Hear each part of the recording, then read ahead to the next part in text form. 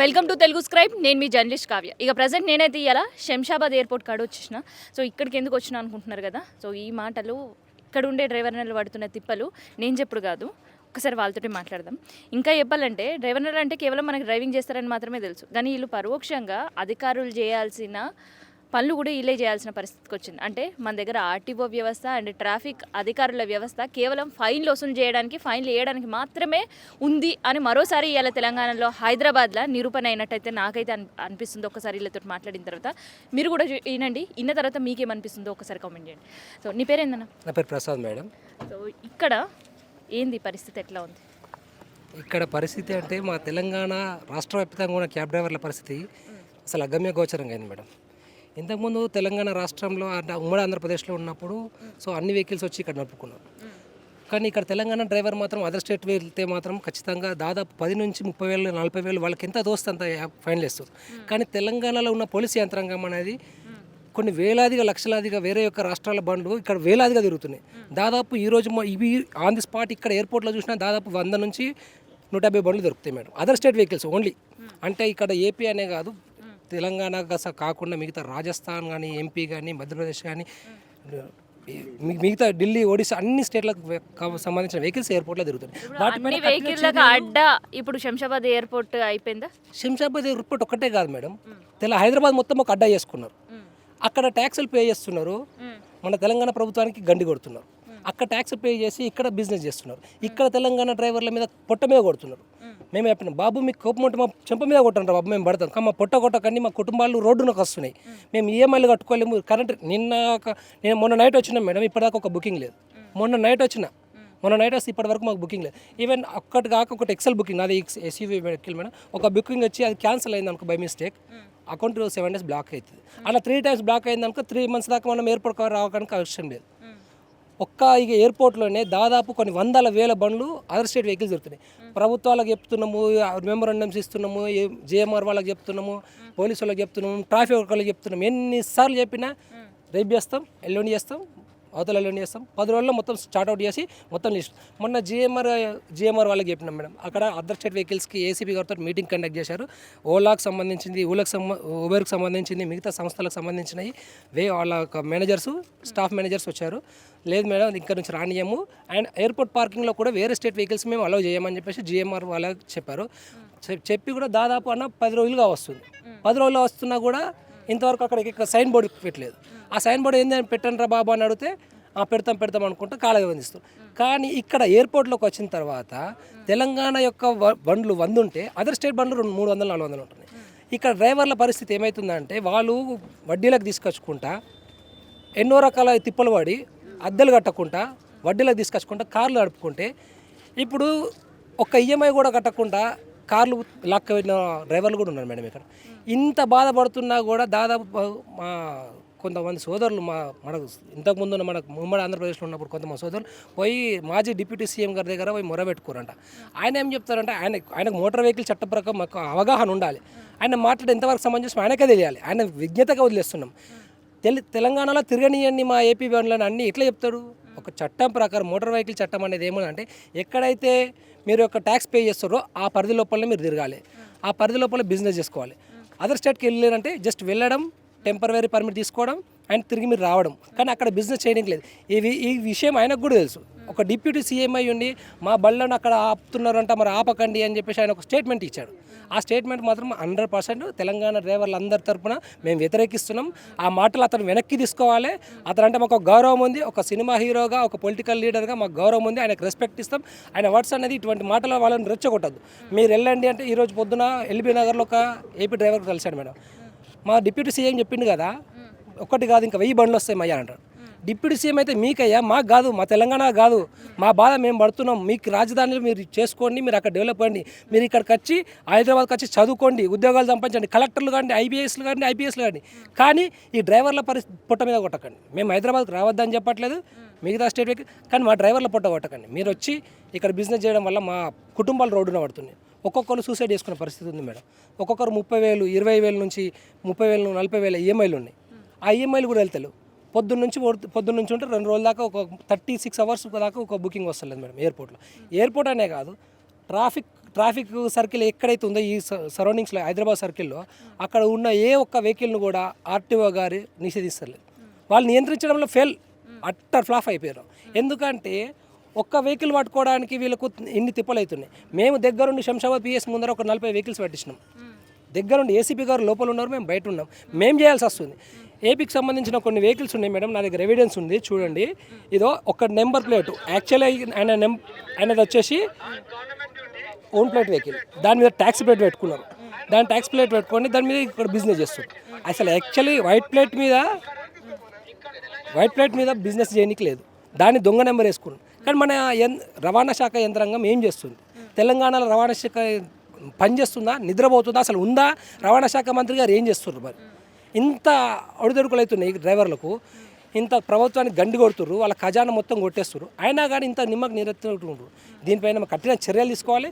లేదంటే గత వారం రోజుల కిందట మేము చేసినాము, శంషాబాద్ ఎయిర్పోర్ట్లో మొత్తం క్యాబ్లను ఆపేసినాము, మేము ధర్నా చేపట్టినాము. ధర్నా నిరసన చేపట్టి మేము స్వచ్ఛందంగా ఇక్కడ నుంచి హైదరాబాద్లో కాదు, ఎయిర్పోర్ట్లోనే కాదు, హైదరాబాద్ మొత్తంగా క్యాబ్స్ అన్నీ ఆపేస్తాం. క్యాబ్స్ అన్నీ ఆపేసి ఖచ్చితంగా ప్రభుత్వానికి వ్యతిరేకంగా మేము నినాదాలు తీసుకుంటాం. ఈ యొక్క పరిణామాలు మారినచో మేము సైలెన్స్గా ఉంటాం. లేకపోతే మాత్రం ఖచ్చితంగా మేము దీనిపైన కఠిన చర్య తీసుకుంటాం. ముందు మా కార్యాచరణ ఇంకా ప్రభావితం ఉంటుంది. మేము అనుకుంటే ఒక డ్రైవర్ అంటే దాదాపు 4 ఓట్లు ఉంటాయి మేడం. మేము అనుకుంటే ప్రభుత్వానికి దించగలుగుతాం. ఒక డ్రైవర్ దగ్గర రోజుకు 20 మంది ఎక్కుతుంటారు, దిగుతుంటారు. ఆ ఎక్కిన వాళ్ళకి దిగిన వాళ్ళకి అంతా చెప్పుకుంటా మేము ప్రభుత్వాన్ని కూడా మార్చగల శక్తి మా దగ్గర ఉంది. మా డ్రైవర్ అనాలి అనుకుంటే ఏదైనా జరుగుతారు. దయచేసి ఈ ప్రభుత్వం ఇప్పటికైనా కళ్ళు తెరిచి ఇట్లా దొంగ తిరుగుతున్న బండ్లన్నీ అసలు అనఫిషియల్గా ఎన్ని తిరుగుతున్నాయి, వాటిని గుర్తించి వాటి యొక్క ఏమంటారు వాళ్ళ యొక్క లైసెన్సులు రద్దు చేయడమా, వాళ్ళ బండ్లు సీజ్ చేయడమా చేసి వాళ్ళని నియంత్రిస్తే తెలంగాణ డ్రైవర్ల పరిస్థితి కొంచెమన్నా మెరుగుపడుతుంది. లేదంటే అగ్గమే గోచరం అవుతుంది. ఒక్కొక్కరు అప్పుల బాధలు లేక ఉరిపెట్టుకుంటున్నారు మేడం. సో ఇప్పటికైనా గవర్నమెంట్ కళ్ళు తెరవాలని ఒక డ్రైవర్ల విజ్ఞప్తి మేడం. సో నేను తొలితే చెప్పినా కదా, అసలుకి ఎందుకు ఈ ముచ్చట అనేది ఎందుకు వచ్చినా అనేది ఇప్పుడు అర్థమై ఉంటుంది అందరికీ. అధికారుల్లో ఇప్పటివరకు మనం చూస్తుంటే ఆర్టీఓ నీళ్ళు ఏం పని చేస్తారో తెలియదు, అండ్ ట్రాఫిక్ పోలీసులు చేయాల్సిన పనులు కూడా ఈడ డ్రైవర్లు చేయాల్సిన పరిస్థితి. పోనీ చేసిన తర్వాత అయినా వాళ్ళ కడుపు నిండుతుందా అంటే కడుపు గాలే పరిస్థితి. అలా పక్క రాష్ట్రపోల వెహికల్స్ ఈడ శంషాబాద్ ఎయిర్పోర్ట్లోనే కాదు, హైదరాబాద్లో మొత్తం తిరుగుడుతోటి ఇంత కడుపు మంట అండ్ ఈ కడుపు బాధతోటే ఇట్లాంటి డెసిషన్ తీసుకోవాల్సి వస్తుంది. సో ఇంకొంతమంది తోటి మాట్లాడదాం. అన్న నీ పేరేంది? నా పేరు సంతోష్ కుమార్ అండి, geek platform Uber Ola Uber driver. నా పేరు సంతోష్, నేను మల్కాయలో ఉంటాను. ముఖ్యంగా ఇతర రాష్ట్ర వెహికల్ ఇక్కడ ఏ విధంగా అయితే అన్అఫీషియల్గా తిరుగుతున్నాయో, మోటార్ వెహికల్ యాక్ట్ 1988 ప్రకారము ఒక రాష్ట్రం నుంచి ఇంకో రాష్ట్రానికి పోయినప్పుడు వాళ్ళ కార్యకలాపాలు చూసుకోవాలి, వెళ్ళిపోవాలి. కానీ ఇక్కడ అగ్రిగేట్ కంపెనీలు ఇష్టానుసారంగా వాళ్ళ 30% 40% కమిషన్ కకృతికి పడి ఈరోజు అటాచ్మెంట్లు చేస్తున్నారు. వీళ్ళకు తెలంగాణ ప్రభుత్వం ఎలాంటి లైసెన్స్ కూడా ఇవ్వలేదు. మాకున్న సమాచారము ఈ అగ్రిగేట్ కంపెనీలకు ఎలాంటి లైసెన్స్ ఇవ్వలేదు. వీళ్ళు ఇష్టానుసారంగా కమిషన్ల కోసము అటాచ్మెంట్లు చేసి ఈరోజు అసలే మేము ఖాళీ కడుపుతో మేము 3 పూటలు తినే దగ్గర 2 పూటలు తినే దగ్గర 1 పూట తిని మేము చాలని బతుకులతో మేము బతుకుతుంటే ఇప్పుడు ఇతర రాష్ట్ర వెహికల్స్ ఓన్లీ ఏపీ కాదు, కర్ణాటక కాదు, మహారాష్ట్ర కాదు, ఏదైనా సరే యావత్ భారతదేశంలో 27 రాష్ట్రాల బండ్లు అన్నీ కూడా ఇక్కడే తిరుగుతున్నాయి. ఇక్కడే వాళ్ళ జీవనం కొనసాగిస్తున్నారు. ఇది మీ దృష్టికి వచ్చిన తర్వాత అధికారుల దృష్టికి తీసుకెళ్లే ప్రయత్నం చేశారా? ఏమన్నారు? మేము చాలాసార్లు తీసుకెళ్ళాం. చాలాసార్లు అంటే ఇక మేము మీకు కావాలంటే కూడా నా దగ్గర ఇప్పుడు లేవు, అన్నిసార్లు మేము తీసుకెళ్ళాము. ముఖ్యంగా తెలంగాణలో ట్రాన్స్పోర్ట్ రంగం నుంచే అధిక ఆదాయం వచ్చేది ప్రభుత్వానికి. ట్రాన్స్పోర్ట్ రంగం నుంచి అధిక ఆదాయం వస్తుంది ప్రభుత్వానికి. ఈరోజు రేవంత్ రెడ్డి గారు అంటున్నారు ఏ బొక్కలో ఏలు పెట్టినా కూడా చిట్టీలు వస్తున్నాయి, అప్పుల చిట్టీలు. ఈ విధంగా మా ప్రభుత్వానికి వచ్చే ఆదాయం ఇట్లా దండి కొట్టుకొని పోతుంటే మీకు చిట్టీలు రాకపోతే ఇంకెక్కడ కలుస్తాయి, ఏమొస్తాయని అడుగుతున్నాను నేను.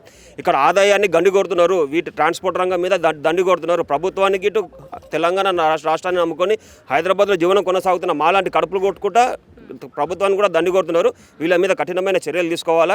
చట్ట విరుద్ధంగా ఈ ఇతర రాష్ట్ర వెహికల్ ఏవైతే తిరుగుతున్నాయో, ముఖ్యంగా అగ్రిగేటర్ కంపెనీ ఓలా కానీ, యూబర్ కానీ, ర్యాపిడో కానీ వీళ్ళకి ఎలాంటి లైసెన్స్ లేదు. వీళ్ళు ఇతర రాష్ట్ర వెహికల్కి అటాచ్మెంట్ ఇవ్వకూడదని చెప్పేసి దీని ద్వారా నేను కోరుకుంటున్నాను. అదేవిధంగా రేవంత్ రెడ్డి గారు ఎలక్షన్లోకి రాకముందు ఎన్నికల సమయంలో మాకు హామీలు ఇచ్చారు. దానిలో భాగంగానే డిసెంబర్లో నాంపల్లి ఎగ్జిబిషన్ గ్రౌండ్లో గిగ్ వర్కర్లకి 5 లక్షల రూపాయల యాక్సిడెంటల్ ఇన్సూరెన్స్, 10 లక్షల రూపాయల ఆరోగ్యశ్రీ, ఒక సొంత యాప్ తెలంగాణ నుంచే తీసుకొని వస్తానొచ్చి ఆ వేదిక మీద నుంచే ఐటీ మినిస్టర్ అయిన శ్రీధర్ బాబు గారికి ఆదేశాలు ఇవ్వడం జరిగింది. మరి శ్రీధర్ బాబు గారు ఎక్కడున్నారో, మళ్ళీ రేవంత్ రెడ్డి గారు ఎక్కడున్నారో, ఆయన ఏ బొక్కలో ఏలుపెట్టి ఏం దోలాడుతుందో మాకైతే అర్థమవుతలేదు. కానీ మా కడుపులో అయితే మాడిపోతున్నాయి, మష అయిపోతున్నాయి, మా జీవితాలు మాగమవుతున్నాయి. ఇప్పుడు మా తోటి మిత్రుడు అన్నట్టు ఒక్క డ్రైవర్ ఇంట్లో 4 ఓట్లు ఉంటాయి. మేము దించే శక్తి ఉంది, ఎక్కించే శక్తి కూడా మాకు ఉంది. సమయం కోసం మేము కూడా వేచి చూస్తున్నాము. దీన్ని మీరు ఖండించకపోతే మాది తీవ్రంగా ఉధృతం చేస్తాం. ఈ ఉద్యమం ఏదైతే ఉందో మా డ్రైవర్ల కడుపు కొడుతున్నారు, మా కడుపు బాధ మీరు వినిపించుకునే దాఖలు లేవు ఎక్కడ కూడా. ఈ రోజు దాకా కూడా ఒక పవన్ కళ్యాణ్, పక్క రాష్ట్రమైన పవన్ కళ్యాణ్ గారు ఈ రోజు ఒక 20 మంది పోతే వారి సమస్యలు విని స్పందిస్తున్నాడు. ఇక్కడ మన గల్లీ మా ఎమ్మెల్యే కూడా, ఒక నియోజకవర్గ ఎమ్మెల్యే కూడా మమ్మల్ని దేకలేరు. ఇక్కడ రాష్ట్ర మంత్రి దేకట్లేదు. ఇక్కడ ప్రభుత్వం ఉన్నదా నేను అడుగుతున్నా, అసలు ప్రభుత్వం ఉన్నదా, లా అండ్ ఆర్డర్ ఉన్నదా, ట్రాన్స్పోర్ట్ రంగం పనిచేస్తుందా? ఆ పొన్నం ప్రభాకర్ గారు ఎక్కడున్నారో ఏమో, అసలు మాతోనేమో చూస్తా చేస్తా అంటాడు, పక్కకు ఏమో యూబర్ కంపెనీతో మీటింగ్లు పెట్టుకుంటారు, ఛాయలు కాఫీలు తినుకుంటా. మా మీద బతుకుతున్నారు మీరు, ఓపెన్గా చెప్తున్నా. మా మీద ప్రభుత్వం కానీ ఏదైనా సరే ట్రాన్స్పోర్ట్ రంగం ఆదాయం మీదనే సగం రెవెన్యూ అనేది ట్రాన్స్పోర్ట్ రంగం మీదనే వస్తుంది. ఒక వెహికల్ అటాచ్మెంట్ చేయాలంటే పోలీస్ సేఫ్ స్టిక్కర్ ఇవ్వాలా, ఇన్సూరెన్సు, పర్మిటు, పొల్యూషను, ఇవన్నీ ఉంటాయి కానీ అటాచ్మెంట్ కాదు. మరి ఇతర రాష్ట్ర వెహికల్కి ఏ విధంగా అటాచ్మెంట్ చేస్తారు, ఏ బేస్లో అటాచ్మెంట్ చేస్తారు? వీళ్ళకి ఒక చట్టభద్రత ఉందా, ఒక చట్టం ఉన్నదా, వీళ్ళకి ఒక కానూన్ చేసిర్రా? ఈరోజు మమ్మల్ని ఒక డ్రైవర్ మిత్రుడు 200 రూపాయల కోసం అడిగినందుకు ఈరోజు కొట్టి చంపిరు. 2 సంవత్సరాలు కోమాలో ఉండి 2 కోట్లు ఖర్చు పెట్టుకున్నా కూడా ప్రాణం కాపాడుకోలేకపోయారు వాళ్ళ తల్లిదండ్రులు. అంటే మేమంటే మాకు లెక్కలేదా? మేము మనుషులం కదా, ఓట్లు అప్పుడే మేము పనికొస్తామా, తర్వాత మేము పనికిరామా అని చెప్పేసి రేవంత్ రెడ్డి గారిని, కాంగ్రెస్ ప్రభుత్వాన్ని అడుగుతున్నాను. ఈరోజు కాంగ్రెస్ ప్రభుత్వం ఏ విధంగా అయితే కర్ణాటక ప్రభుత్వంలో కానీ, రాజస్థాన్ ప్రభుత్వంలో కానీ, పక్క రాష్ట్రాల్లో ఏ విధంగా అయితే ఈ గిగ్ వర్కర్లకి, క్యాబ్ డ్రైవర్లకి ఏ విధంగా social welfare board, tribal board ఏ విధంగా అయితే ఇచ్చిందో, మీరు ఇచ్చిన హామీ ప్రకారం మాకు ఇవి నెరవేర్చాలని చెప్పేసి రేవంత్ రెడ్డి గారిని కోరుకుంటున్నాను. Thank you. తెలంగాణకు సంబంధించిన ట్రాన్స్పోర్ట్ డిపార్ట్మెంటు ఏపీకి సంబంధించిన వెహికల్ అటాచ్ చేశారు. ఇది ఎంతవరకు న్యాయం? ఇప్పుడు మన తెలంగాణలో వెహికల్స్ లేవా? మన తెలంగాణలో డ్రైవర్లు కదా. ఇప్పుడు ఈ తెలంగాణకు సంబంధించిన ట్రాన్స్పోర్ట్ డిపార్ట్మెంట్ వెహికల్ ఇది. డిపార్ట్మెంట్కి సంబంధించిన వెహికల్స్ ఆంధ్రప్రదేశ్కి సంబంధించిన ఒక కార్ అటాచ్ చేసుకున్నారు. సో వాళ్ళకు మాత్రమే సద్దులు కడుతున్నారు. ఇక్కడ తెలంగాణ డ్రైవర్లు ఇంత ఇబ్బందులు పడుతున్నా కానీ వాళ్ళని పట్టించుకోవట్లేదు. మమ్మల్ని మాత్రం పట్టించుకోవట్లేదు. మేము ఎన్నిసార్లు మొరబెట్టుకున్నా కానీ మమ్మల్ని ఇంకా మా మీద కేసులు పెడుతున్నారు. మీరు ధర్నాలు చేస్తే, మీరు నిరసన తెలిపితే మేము మీద కేసులు పెడతాం, మీకు ల్యాండ్ ఆర్డర్ ఇష్యూ చేస్తున్నారు, మీరు sensitive area, airport sensitive area అంటే మా ఫ్యామిలీ సెన్సిటివ్ కాదు సార్. మీరు సెన్సిటివ్ ఏరియా అండి. శంషాబాద్ అంటే sensitive area. Shamshabad sensitive area కాబట్టి మేము కూడా చాలా ప్రమాదకరంగా చెప్తున్నాం. మీకు జరిగిన ఇన్సిడెంట్ ఏంటి? ఈ వెహికల్ ఉంది కదా మేడం, చూడండి. ఇదే వెహికల్ రాత్రి ఏమన్నారంటే నన్ను పవన్ కళ్యాణ్ నడుపుకున్నాడు, గుద్దేసిపోయింది మేడం మా డ్రైవర్ని. వాడు ఇంకా హాస్పిటల్లో రాత్రి జరిగింది ఇది. ఇదిగో ఆయన నెంబర్తో సహా తీసుకుంటే, డ్రైవర్ నెంబరు చూసుకున్న, డ్రైవర్కి ఫోన్ చేసినా కూడా వస్తుంది. అతను బండి గుల్లయింది, అతను కూడా ఇప్పుడు హాస్పిటల్లో ఉన్నాడు. అంటే ఆంధ్ర పవన్ కళ్యాణ్ ఎవరి మీద పడితే వాళ్ళ మీద పోయి హక్కు ఇచ్చారా? ఫస్ట్ ఆఫ్ ఆల్ దాడి చేయమని చెప్పారా? మేము ఏమైనా వస్తే మేము మేమేం దాడి చేస్తున్నామా? దాడి చేసిన వీడియోలు, ప్రూఫ్స్ ఏమైనా ఉంటే చెప్పండి. ఆంధ్ర సీఎం గారు, డిప్యూటీ సీఎం గారు, పవన్ కళ్యాణ్ గారు మీకు ఒకటే షూట్గా వార్నింగ్ ఇస్తున్నాం. మీకు చెప్పారు కదా మీ కాడికి వచ్చి, సార్ నేను వచ్చి మాట్లాడుతా అన్నారు కదా, ఏం మాట్లాడతారు మీరు? మా తెలంగాణ ఈఎంఐలు మీరు కడతారా? మా కిరాయిలు లేవు, మా ఈఎంఐలు మీరు కడతారా? షూట్గా మేము వార్నింగ్ ఇస్తాం మేడం. ఎందుకంటే చూడండి మేడం, ఒక్కసారి ఊబర్ ఓలా కూడా ఇంకో ఇప్పుడే కదా, ఇప్పుడే కూడా కాదు, ఇప్పుడే నేను ప్రూఫ్స్ తీసుకున్నా. 5వ తారీఖు అని చెప్పండి మేడం. మొన్న ఊబర్ ఓలా ఎంత తీసుకున్నాడు మేడం? 461 రూపాయలు నాకు ఇచ్చిన 463 రూపాయలు తీసుకున్నాడు. చూడండి, అంటే సగం పేమెంటా? అదే మేడం, అదే పవన్ కళ్యాణ్ గారు మాట్లాడింది కదా డిప్యూటీ సీఎం, మరి చూడమను, ఇది చూసి చెప్పమను. ఇంకోటి చూడండి మేడం, ఎంత తీసుకున్నా మేడం? 545 రూపాయలు. ఎన్నన్నా 20 కిలోమీటర్లకి 545 రూపాయలు ఆయన తీసుకున్నాడు. ఓకేనా? 320 రూపాయలు మొత్తం. మాకు ఇచ్చిన పేమెంట్ అది, ఆయన తీసుకున్న పేమెంట్ చూడండి. నాకు ఇచ్చిన పేమెంట్ ఏమో 350 రూపాయలు, ఆయన తీసుకున్న పేమెంట్ 320 రూపాయలు. అంటే ఎట్లా పడుతున్నా మేడం? అది 25% కమిషన్ అవుతుందా? ఒకటే చెప్తున్నాం, డిప్యూటీ సీఎం గారు మీరు ఎవరికేం చెప్పుకోండి అన్నారు కదా. మాకంటే వెనకాల మా తెలంగాణ రేవంత్ రెడ్డి గారు కానీ, మాకు సీఎంలు కానీ, మాకెవరు కూడా మాకు స్పందించట్లేదు. ఎందుకంటే మేము డ్రైవర్లు అంటే ఒక బిచ్చగలం అయిపోయినాం ఈ రోజులలో. నిజం మేడం, బయటకు పోతే డ్రైవర్వా బయటికి తెంగేసి అంటారు. కనీసం బిర్యానీ హోటల్కి పోయినా అదే అన్నారు నిన్న. కనీసం పోలీసులు కూడా ఏందిరా లాంజ్ చూడగా పోరా మేడం, ఏంది మేడం? ఆలోచించుకోండి. అంటే ఇప్పుడు ఆయన మాట్లాడతారు అక్కడ నుంచి, మేమేదో చేస్తున్నట్టు. మేమేం చేసినాం మేడం? మా డ్రైవర్ల బాధలు మేము చెప్పుకున్నాం. అన్న మీరు పోండి అన్న, మీ రాష్ట్రంలోకి పోయి తోలుకోండి. కనీసం బండి పేపర్లో నిన్న ఎక్కడో కాదు మేడం, మొన్న రీసెంట్గా 3 days అయింది, మన హైటెక్ సిటీలో ఒక బైక్ని గుద్దేసిపోయింది ఏపీ. ఆయన ఉన్నాడా మేడం? పట్టుకున్నారు ఇంత మటుకి, సీదా ఏపీ వెళ్ళిపోయిన ఆయన. దాని గురించి మాట్లాడితే నేను కేసులు పెడతాం, నీ మీద కేసులు పెడతాం అంటే అంత ఎంతమంది మీద కేసులు పెడతారు మేడం? తెలంగాణలో ఉన్న 11 డ్రైవర్ మీద కేసులు పెడతారా? ఏపీ వాళ్ళు మళ్ళీ మా బండ్లో ఫోటోలు తీసుకొని మేడం మాకు ఒక ట్రిప్ వచ్చింది మేడం, ఏపీ పోతాం మేము, ఏపీ పోయినప్పుడు మా బండ్లు ఆపుతున్నారు. ఆపొద్దని మరి ఆ డిప్యూటీ సీఎం చెప్పొచ్చు కదా, మరి మా మీద చెప్పిన బాధ లేదో మరి వాళ్ళకు కూడా చెప్పొచ్చు కదా మేడం. అదే మేడం మా ఆవేదన. कैसे है अभी इधर सिचुएशन कैसे है? अभी बहुत बुरा हाल है। हम लोग को हमारे इतने साल से हम 2014 में ओला उबर हैदराबाद में आया, आज तक रेट कार्ड फिक्स नहीं हुआ हैदराबाद में। 1,40,000 हैदराबाद में गाड़ियां हैं और हमारे साथ नाइंसाफ़ी हो रही, जबकि नॉन एसी ऑटो जो चल रहा हमारे रेट से ज़्यादा 20 रुपये पर किलोमीटर चल रहा, और हम लोग जो है सो 9 रुपये 10 रुपये किलोमीटर से गाड़ी चला रहे और एसी सर्विस देकर। और जैसे ये अदर स्टेट्स का जो प्रॉब्लम बहुत ही चल रहा, हम लोग उन लोगों की वजह से हमारा एक रोज़गार ख़राब हो रहा, बिज़नेस ख़राब हो रहा। और रिसेंटली अपने पवन कल्याण का भी आप लोग बताए ड्राइवर भाई लोग, अभी हैदराबाद में कैब ड्राइवर्स का जीना मुश्किल हो गया। कैब्स बेच लेके फाइनेंसर्स को छोड़ दे के गाड़ियाँ, और तरकारी बेचने का नौबत है, और थोड़े ड्राइवर्स तो दूध बेच ले रहे। तो ऐसा सिचुएशन हमारा ख़राब है, इसीलिए ड्राइवर्स जो है सो बहुत ही परेशान हाल है। तो गवर्नमेंट इसके ऊपर कुछ तो कुछ फ़ैसला लेकर हमारे लिए कुछ करना बोलकर हम लोग रिक्वेस्ट कर रहे हैं। तो अभी नया गवर्नमेंट आके 8 मंथ्स हो रहा, तो कुछ चेंज हुआ आप लोगों का? कुछ भी चेंज नहीं हुआ। रेवंत रेड्डी साहब ने दिसंबर में बड़े बड़े वायदे करे थे, एग्रीगेटर कंपनीज अगर कुछ इन लोगों का कुछ भी नहीं करे तो हम लोग नया ऐप लाते बोलकर बोले थे, और उसके ऊपर भी आज तक कोई काम नहीं हुआ। तो रेवंत रेड्डी साहब खाली वादे कर रहे हैं, काम नहीं हो रहा हमारे पर। जी, तो क्या करने वाले हैं फिर आप? हम लोग सरकार ऐसे बिहेव करे सो? सरकार अगर इसके ऊपर एक्शन नहीं लिए तो जैसे हमारे ड्राइवर भाई लोग बोले, हम लोग पक्का बंद करते, తెలంగాణ में कोई टैक्सी प्लेट चलने नहीं देते। जी, సో ఇది మొత్తానికైతే మనం చూస్తుంటే శంషాబాద్ ఎయిర్పోర్ట్ దగ్గర ఉండే కొంతమంది అన్న వాళ్ళతో మనం మాట్లాడినాం. కానీ ఇట్లా తిప్పలు పడేటోళ్ళు తెలంగాణలో ప్రతి జిల్లాలు ఉన్నారు, ప్రతి ఒక్కళ్ళ తిప్పలు ఇదే. అండ్ అధికారంలోకి రాకముందో ప్రభుత్వం ఇచ్చిన హామీల కోసం ఎదురు చూస్తున్నారు. కానీ ఆ హామీలు ఏడ మళ్ళా చెప్తే వీళ్ళకి ఇవ్వాల్సి వస్తుందని వీళ్ళు పోయిన వాళ్ళందరూ కూడా మొహం జాటి పరిస్థితి ఇలా మళ్ళీ తెలంగాణలో వచ్చింది. అందుకనే ఖచ్చితంగా ఇచ్చిన హామీలు నెరవేర్చుకునే వరకు కూడా ఊరుకునే పరిస్థితి లేదని ఒక డిమాండ్తో పాటు పక్క రాష్ట్ర పోల వెహికల్స్ మన దగ్గర వచ్చినప్పుడు వీళ్ళకి ఉపాధి కూడా కరువైతుంది. దీంతో వాళ్ళు ఫైనాన్స్ తీసుకున్న వెహికల్స్ తోటి ఇబ్బంది అవుతుంది, వాళ్ళ కుటుంబ పోషణ కూడా ఇలా తిప్పలు కావాల్సిన పరిస్థితి. సో నిన్న మొన్నటిదాకా మనం ఆటో డ్రైవర్ల ధర్నాలు చూసినాం, వాళ్ళ రాస్తారోకులు చూసినాం. సో వాళ్ళ సమస్య ఎక్కడేసిన గొంగడ అక్కడలానే ఉంది. సో క్యాబ్ డ్రైవర్ల సమస్యలు మరి ఎక్కడి వరకు ప్రభుత్వం పట్టించుకుంటుందా అనేది మనం కూడా చూడాలి. ఎందుకంటే ఇది నిన్ననో మొన్ననో కాదు, ప్రభుత్వం వీళ్ళు గొంతమ్మ కోరికలు కోరి ఇలా కొత్తగా పెడుతున్న డిమాండ్లు అసలే కాదు.